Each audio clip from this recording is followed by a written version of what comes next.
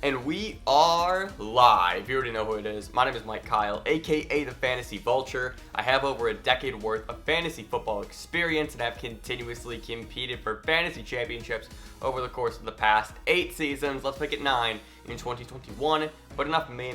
I'm here for you. On today's episode of the FV Show, we are going to continue through our 2021 NFL Draft player profiles, breaking down all the incoming offensive rookies through the lens of fantasy football. Get you guys ready for your dynasty drafts and get you guys familiar with some of these names who you will know for years to come.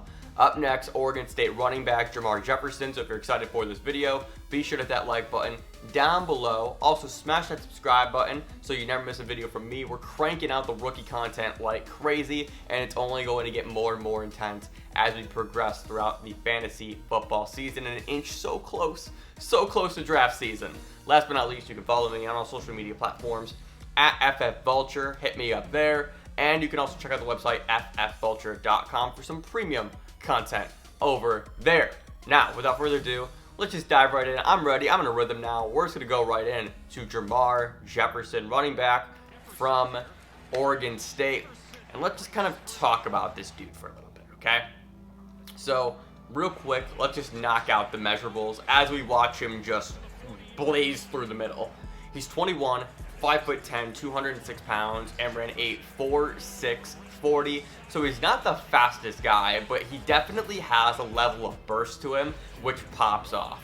Now, with that being said, he's also a player who it only takes one play. If you get him in the right space, if you get him in open space, he's probably going to make a really nice move, take it, extend the play, or even find his way into the end zone. And that's something where you can just kind of see it's very evident on his highlights. But with that, on the other side of that coin rather, there's some other plays that where you watch him and it's like maybe he should have extended that a bit further.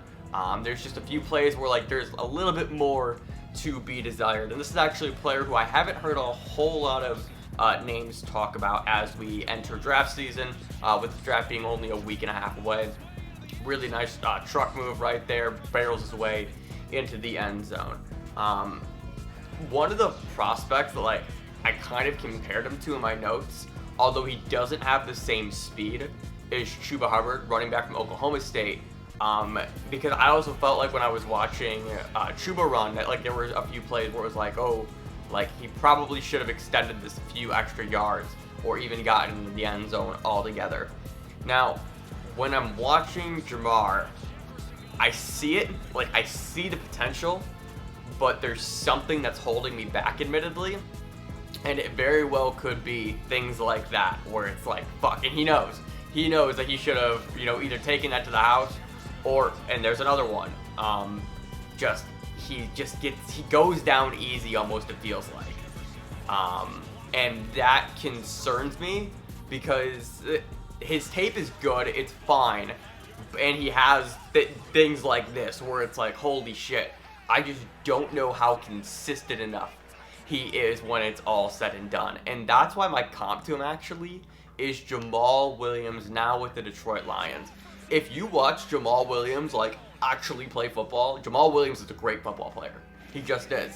But I don't know what Jamal Williams week to week fantasy viability is, right?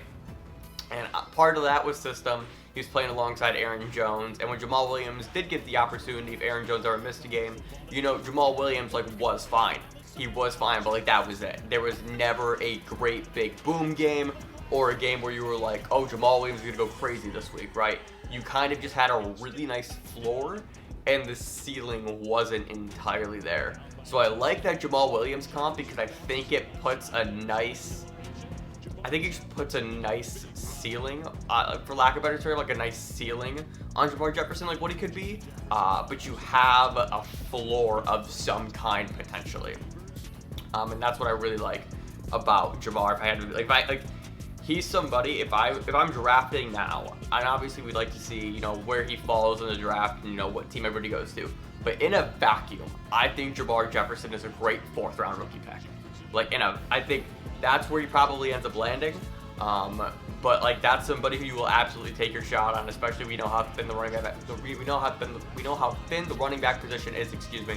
Where if you're getting a guy like Jermar Jefferson in the back of the third, in the fourth, you're gonna take that. You are absolutely going to take that and hope and pray that he winds up in a situation where he could become valuable, because he does. Like, he has the tools to be that. In terms of his stats, his best season actually was his freshman year, which I admittedly don't know why that's the case in terms of like games played. He played 12 games as a freshman, then his sophomore year he only played 9, and then in 2020 he played 6. So I don't know if he was just injured or what the case was, or why his numbers just repeatedly drop, but it is a bit concerning, admittedly, that he hasn't had a full season in 3 years.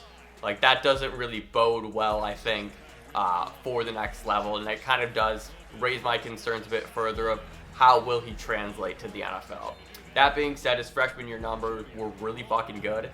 239 carries, 1,380 rushing yards, 32 targets, 25 receptions, 147 receiving yards, and 12 total touchdowns. So like that's a really solid, like that is a really solid season, especially for a freshman. So that's just something to know. It's just something to know and something to be aware of.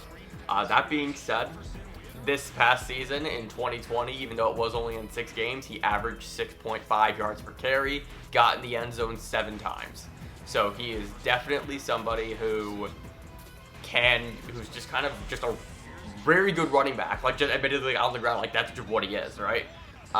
Again, there are just a few things where I'm like, like I have some hesitancies with, but overall, I am excited for Jermar Jefferson, and like if he lands in a good spot, right? 'Cause, like that really is like what this comes down to. That being said, I will say he does have this very weird drop of receptions. Like again, 32 targets, 25 receptions his freshman year. But then you look at even what he did in the 9 games his sophomore year, and he only had 13 targets.